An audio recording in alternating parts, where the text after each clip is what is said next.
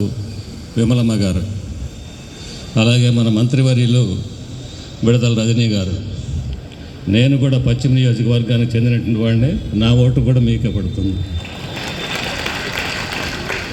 అలాగే పెద్దలు, మరి ప్రభుత్వ సలహాదారులు ఫాదరు బాలగారు, మరి ఆత్మీయులు శామ్యుల్ గారు, మా క్రిస్టియన్ మైనార్టీ సెల్ చైర్మన్ గారు వేడది జాన్సన్ గారు, వైస్ చైర్మన్ గారు జోసఫ్ గారు, సిస్టర్ రజనీ గారు, మరి ప్రసాద్ రెడ్డి గారు, వేదికను అలంకరించిన పెద్దలందరికీ మీకు అందరికీ కూడా వందనాలు తెలియజేస్తూ, సార్ నాకు ఒక్క మాట ఇచ్చారు, మితంగా మాట్లాడేవారు ధన్యులు, వారు మరలా పిలువబడదురు.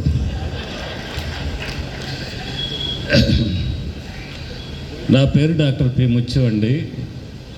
గుంటూరు ఆంధ్ర క్రైస్తవ కళాశాల ప్రిన్సిపల్గా పనిచేసి రిటైర్డ్ అయ్యాను. నేను ఇటీవల నా పెద్ద అబ్బాయి దగ్గరికి న్యూజిలాండ్ వెళ్ళాను. న్యూజిలాండ్లో ఉన్నాను, 6 months అక్కడే ఉంటున్నాను. 3 years ఉండాలని వెళ్ళాను. అక్కడికి నాకు ఫోన్ కాల్ వచ్చింది. లేళ్ళ అప్పిరెడ్డి గారు నాకు ఫోన్ చేశారు. అన్న ఎక్కడున్నావు అంటే, నేను న్యూజిలాండ్లో ఉన్నాను అన్నాను. నువ్వు అర్జెంటుగా ఇండియాకి రావాలి, పార్టీకి పనిచేయాలి అని చెప్పి నాకు ఫోన్ చేసినప్పుడు నేను 1 monthలో వస్తానని చెప్పి వచ్చాను. వారిని కలిసిన తర్వాత నాకు చెప్పి, ఆంధ్రప్రదేశ్ క్రిస్టియన్ మైనార్టీ సెల్ అధికార ప్రతినిధిగా నీ పేరు ప్రపోజ్ చేస్తున్నామని చెప్పారు. ఆ విషయంలో రికమెండ్ చేయడంలో మేడది జాన్సన్ గారి యొక్క హస్తం కూడా ఉంది. వారు నాకు ఆత్మీయ బంధువు.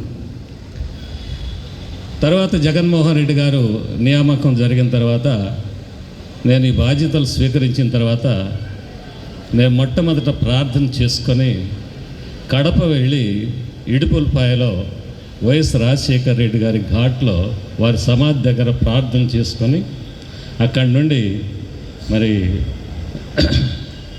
ఆర్సీఎం బిషప్ గారు గాలిబాల్ గారి యొక్క ఆశీస్సులు తీసుకొని గుంటూరు వచ్చాం. గుంటూరు వచ్చిన దగ్గర నుంచి పార్టీ కార్యక్రమాలన్నింటిలో పాల్పంచుకుంటున్నాం.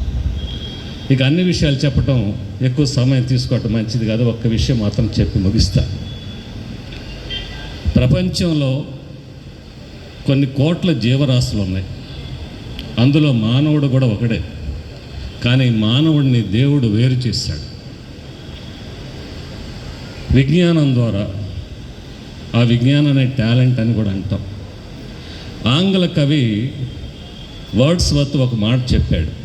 ఏమంటే, for all good talent is the spontaneous overflow of the powerful feelings అని. కాబట్టి అది పుట్టుకతో వస్తుంది, అది దేవుడిచ్చినటువంటి గిఫ్ట్ అది. కానీ జ్ఞానం అనేటువంటిది ఉపాధ్యాయులు అధ్యాపకులు నేర్పితే వస్తుంది. కానీ ఆ జ్ఞానం ఇచ్చినటువంటి దేవుణ్ణి మాత్రం మనం మర్చిపోకూడదు. కాబట్టి క్రైస్తవులైనటువంటి మనం ప్రధానంగా డివినిటీ, డిగ్నిటీ, డికోరం, డీసెన్సీ, డిసిప్లిన్ కలిగి ఉండాలి. పెద్దలందరూ అన్ని విషయాలు చెప్పారు, ఇక ఆ విషయాల్లోకి నేను పోదలుచుకోలేదు. ఇక్కడ అమ్మగారు చెప్పినటువంటి message appropriate, meaningful, short and sweet message. అందులో నాకు నచ్చింది వినయం. బైబిల్లో తను తాను తగ్గించుకునేవాడు హెచ్చించబడమని. నేను ఒక చిన్న పేద కుటుంబం, కూలి పని చేసుకున్న తల్లిదండ్రులు నన్ను చదివించారు.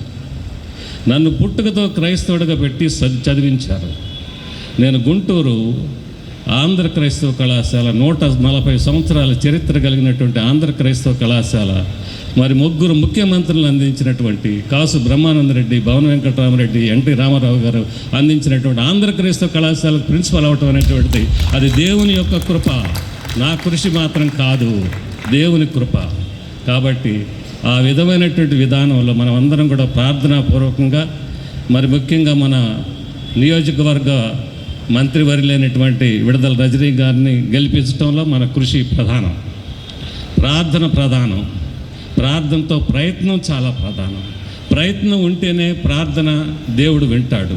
కాబట్టి దేవుడు వినేటటువంటి ప్రార్థనతో మన ప్రయత్నంతో ముందుకు సాగాలని, మేడం గారిని గెలిపిస్తే మన ముఖ్యమంత్రి జగన్మోహన్ రెడ్డి గారిని గెలిపించినట్లు. నేను రిటైర్డ్ అయిన తర్వాత జగన్మోహన్ రెడ్డి గారి దగ్గరికి వెళ్ళి ఇంటికి వెళ్ళి కలిసి అరగంట సేపు మాట్లాడాను.